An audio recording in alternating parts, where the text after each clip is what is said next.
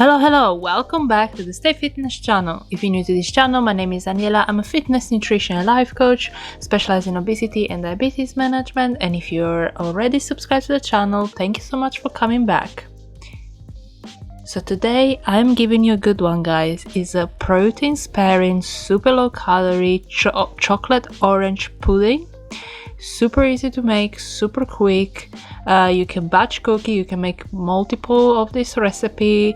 It sets really quickly and you can customize it to your own flavor, to your own taste. But yeah, let's have a look how to make it. So to make 2 chocolate puddings, I added 120 grams of egg whites and 170 grams of water, or milliliters, the same. So it's basically like for every 100 grams of egg whites you add 150 grams of water.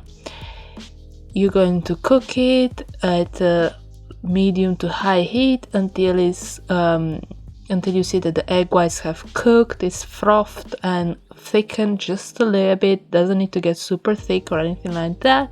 You take it off the heat and then you add cacao powder, sweetener, which I added 2 tablespoons already at the beginning.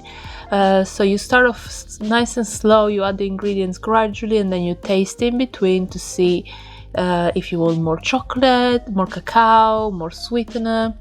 But yeah, I end up adding 3 tablespoons of cacao powder and 3 tablespoons plus 1 teaspoon of sweetener, which can be of totally of your choice. This is erythritol. You can do allulose, you can try glycine. I tried it, I really didn't like it, but maybe a different bread would taste differently.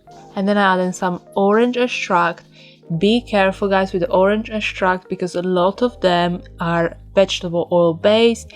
This is real orange extract with orange oil and alcohol. There's no vegetable oils, so that's really good. I also add a pinch of salt and 2 tablespoons of double cream.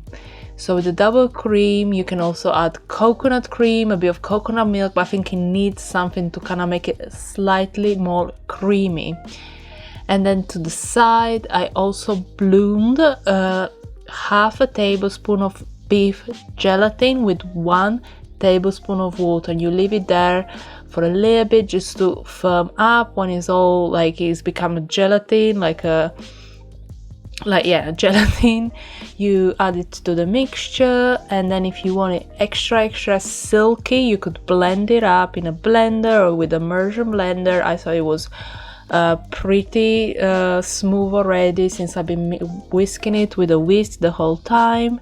And then you put it into 2 glasses and let it set in the fridge. The good thing about the beef gelatin, it sets pretty quick. You don't need overnight or anything like that. It should set in just a few hours.